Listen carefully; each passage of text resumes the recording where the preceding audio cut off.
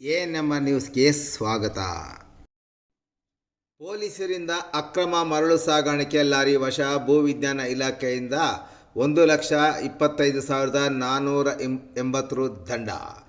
ಲಾರಿಯಲ್ಲಿ ರಾಷ್ಟ್ರೀಯ ಖನಿಜ ಸಂಪತ್ತಾದ ಮರಳನ್ನು ಮಾರಾಟ ಮಾಡುವ ಉದ್ದೇಶದಿಂದ ಅಕ್ರಮವಾಗಿ ಸಾಗಾಣಿಕೆ ಮಾಡುತ್ತಿದ್ದ ಲಾರಿಯನ್ನು ಚಿಂತಾಮಣಿ ಉಪವಿಭಾಗದ ಎಎಸ್ಪಿ ಕುಶಲ್ ಚೌಕ್ಸಿ ಮಾರ್ಗದರ್ಶನದಲ್ಲಿ ಎಎಸ್ಪಿ ಕಚೇರಿಯಲ್ಲಿ ಕರ್ತವ್ಯ ನಿರ್ವಹಿಸುತ್ತಿರುವ ಸಿಬ್ಬಂದಿಯಾದ ಚನ್ನಕೇಶವ ಮತ್ತು ಗ್ರಾಮಾಂತರ ಠಾಣೆಯ ಪೊಲೀಸ್ ಇನ್ಸ್ಪೆಕ್ಟರ್ ಸುಧಾಕರ್ ರೆಡ್ಡಿಯವರು ವಶಪಡಿಸಿಕೊಂಡಿದ್ದ ಲಾರಿಗೆ ಭೂವಿಜ್ಞಾನ ಇಲಾಖೆ ಚಿಕ್ಕಬಳ್ಳಾಪುರದವರು 1,25,480 ರುಗಳ ದಂಡವನ್ನು ವಿಧಿಸಿದ್ದಾರೆ. ಜನವರಿ 17ರಂದು ಲಾರಿಯನ್ನು ಬೆಂಗಳೂರು ಸಹ ಕೈವಾರ ಕ್ರಾಸ್ ಬಳಿ ಪೊಲೀಸರು ವಶಪಡಿಸಿಕೊಂಡು ಮರಳ ಲಾರಿ ವಿರುದ್ಧ ಪ್ರಕರಣ ದಾಖಲಿಸಿ ಸೂಕ್ತ ಕಾನೂನು ಕ್ರಮ ಕೈಗೊಳ್ಳಲು ಹಿರಿಯ ಭೂ ವಿಜ್ಞಾನಿಯವರು ಕಚೇರಿ ಗಣಿ ಮತ್ತು ಭೂ ವಿಜ್ಞಾನ ಇಲಾಖೆ ಚಿಕ್ಕಬಳ್ಳಾಪುರ ಅವರಿಗೆ ಜನವರಿ 18ರಂದು ಮನವಿ ಸಲ್ಲಿಸಿದ್ದರು.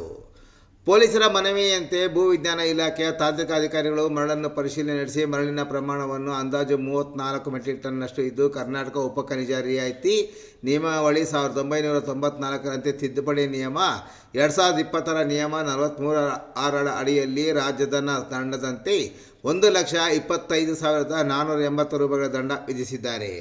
ಸದರಿ ದಂಡವನ್ನು ಲಾರಿಯ ಮಾಲೀಕರಾದ ನೆರೆಯ ಆಂಧ್ರಪ್ರದೇಶದ ಚಿತ್ತೂರಿನ ನಿವಾಸಿ ಕೆ. ರಮೇಶ್ ಬಿನ್ ಕೆ. ಲಕ್ಷ್ಮೀಪತಿ ಎಂಬುವರು ಜನವರಿ 27ರಂದು ಶುಕ್ರವಾರ ದಂಡ ಪಾವತಿ ಮಾಡಿದ್ದು, ಪಾವತಿ ಮಾಡಿದ ಚಲನನ್ನು ಭೂವಿಜ್ಞಾನ ಅಧಿಕಾರಿಗಳಿಗೆ ಒದಗಿಸಿದ್ದಾರೆ. ಇನ್ನು ದಂಡ ಪಾವತಿ ಮಾಡಿರುವ ಸದರಿ ಮರಳು ಸಮೇತ ಲಾರಿಯನ್ನು ಬಿಡುಗಡೆಗೊಳಿಸುವಂತೆ ಭೂ ವಿಜ್ಞಾನ ಇಲಾಖೆ ಅಧಿಕಾರಿಗಳು ಜನವರಿ 27ರಂದು ಗ್ರಾಮಾಂತರ ಠಾಣೆಯ ಪೊಲೀಸರಿಗೆ ಪತ್ರ ಸಹ ರವಾನಿಸಿದ್ದಾರೆ.